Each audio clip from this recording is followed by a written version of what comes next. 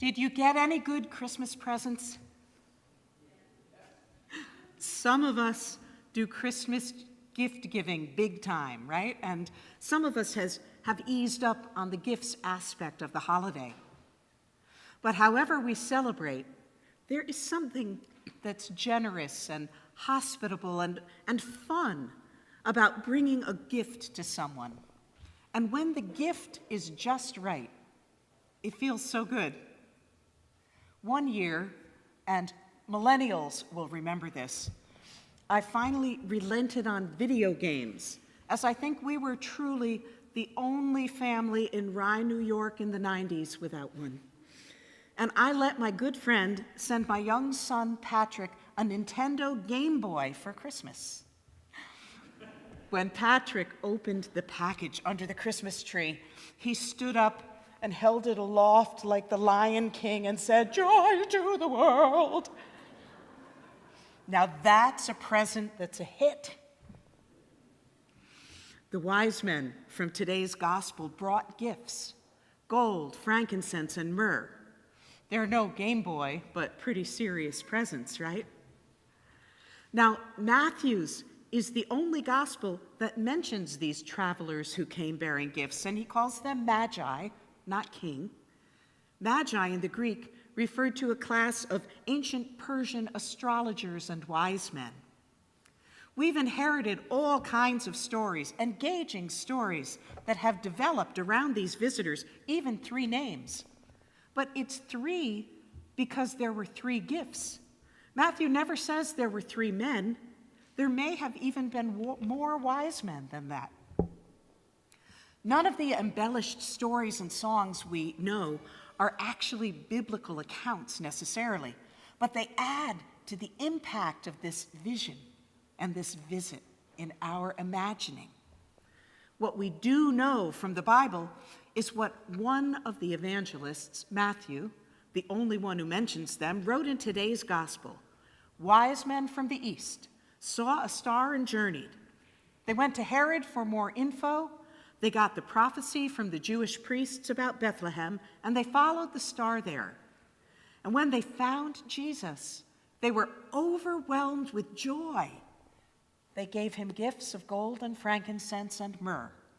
And then they followed the message that came to them in a dream, not to return to Herod on their way home. We're not given a lot of, or really not given any other specifics about these wise men and their journey. And yet the gifts are very specific. We understand the gold. It's highly valuable and fit for a king. Thanks, wise men. And frankincense is a highly fragrant incense that was used in worship, a fragrant offering to God, a recognition of the divinity of this baby Jesus. Thanks, wise men. Myrrh was used for embalming, a foreshadowing. Thanks, wise men.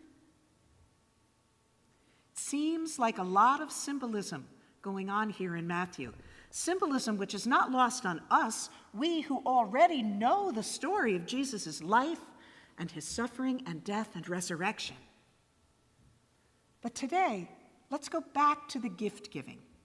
Because as much as Matthew is specific about the gifts the wise men brought, giving clues to what is coming in the life and being of this baby Jesus, and we see the message of what the gifts symbolized in this gospel that was written decades after Jesus' crucifixion and resurrection.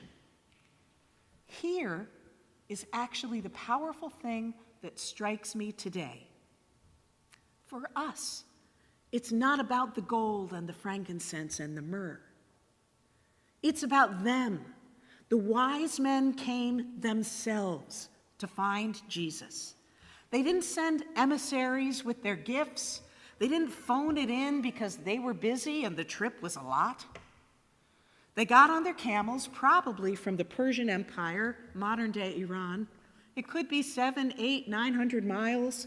And they took this long and surely perilous sometimes journey, seeking Jesus with their very selves. They brought significant, meaningful items with them as gifts, but the most significant thing they brought was themselves. They were beckoned to the presence of God, and they responded. Something called to them. We call it the star in the east. It's the presence of God that was calling to them, and they could not but respond with anything less than their own full presence. God calls us too. Personally, I think it would be great if God hung a big honking star right in front of my face and said, "There it is, go right there." I'd grab my precious Game Boy and my gold and I'd make tracks like that. But the presence of the holy isn't always, or in my experience, isn't even usually that dramatic or that obvious. And yet the tug of the holy that creates this yearning to be close to the holy, to experience connection with God in a deep and palpable way, that tug is the very current of human life. You know, I think if those wise men could have rationalized staying comfortably home rather than taking the trek, they would have. Imagine them. One says, "Do you guys see that star?" "Yes, I saw it too." Something incredible is going on where that star is. The holy is breaking through. It's calling to us. The prophets foretell such things. We've got to go there. "Dude, it's far." But how can we not go? How can we not go? The wise men went, and so do we. How can we not go? We are drawn to seek the holy. We too see a star that says Jesus is here, and we bring our hearts to it. Yes, here in church. Yes, in a Christmas pageant with a baby doll in a manger that reminds us. Yes, in our singing Silent Night by candlelight. Yes, on our knees wherever we are, pouring our prayers out to God anytime. Yes, in the eyes and needs of our neighbors, none of whom we can ever call stranger if we're Christians. We see the star that says Jesus is here. All throughout Advent, we've been praying, O come, Emmanuel, and now we have celebrated Christmas, Christ's arrival. And today, we travel with the wise men right up to the baby Jesus. We go there to be overwhelmed with joy. We too recognize the presence of God among us in this holy season. So what gifts do we bring? We also bring ourselves, just like the wise men did. That is what Jesus is asking of us. You know that your presence, your attention, is the greatest gift of all. Our very famous cliche says 99% of life is showing up, right? And it's the truest of truisms. When someone shows up for you, you don't forget it. The same friend who sent a Game Boy to Patrick flew across the country 10 years later for Pat's funeral with a leg he had just broken but hadn't had set yet because he knew his husband wouldn't let him come if he admitted he had broken his leg. His presence meant everything to me. And I also notice who shows up for the joy, too. The friends who flew to Seattle for my ordination as a priest, even though they eschew religion themselves. Because 99% of life is showing up. I try in every way that I can to be that person, the one who shows up in person. Nothing is more important than that. And so, knowing that, I ask myself, am I showing up for Jesus? Am I following the star? Am I even looking for it in my everyday busyness? Am I responding to the draw of the holy to be in relationship with the God who loves me and calls to me? When I feel an emptiness and a yearning inside, that is the star in the east.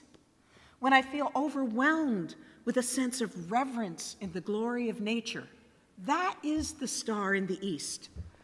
When I feel touched by the kindness of another human being, that's the star in the east.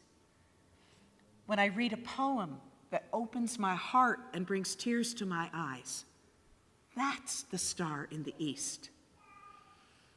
When Scripture feels like it's speaking directly to me personally, that's the star in the east. When I can't describe it, but I just know it, that's the star in the east.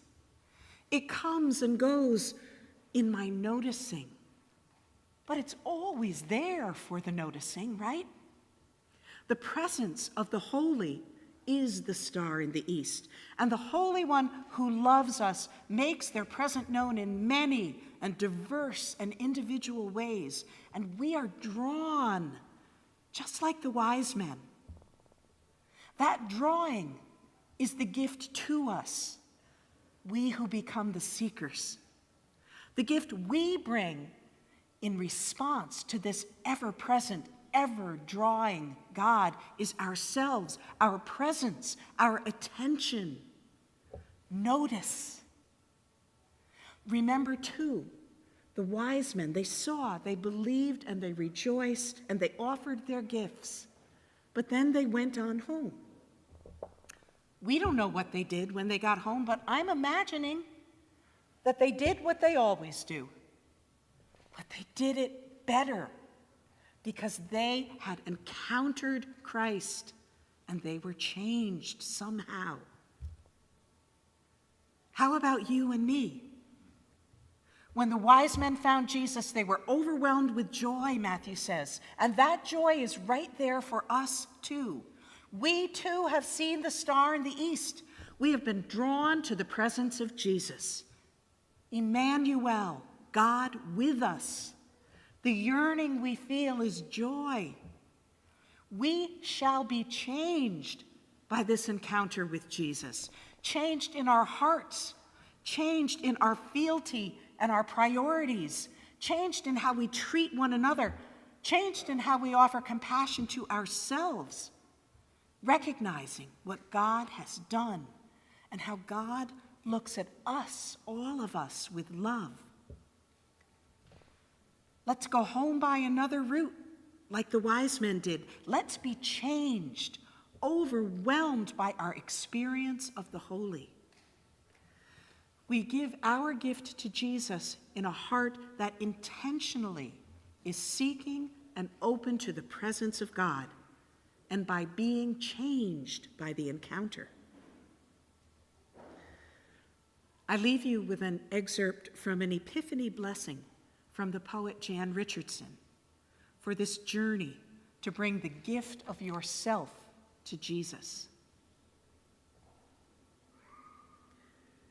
If you could see the journey whole, you might never undertake it, might never dare the first step that propels you from the place you have known toward the place you have not.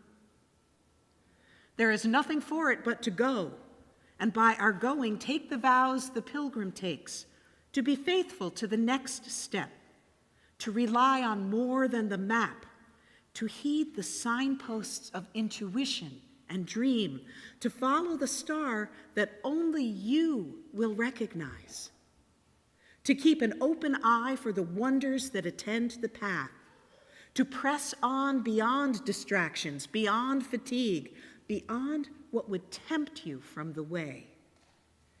Each choice creates the road that will take you to the place where at last you will kneel to offer the gift most needed, the gift that only you can give, before turning to go home by another way, Jesus' way.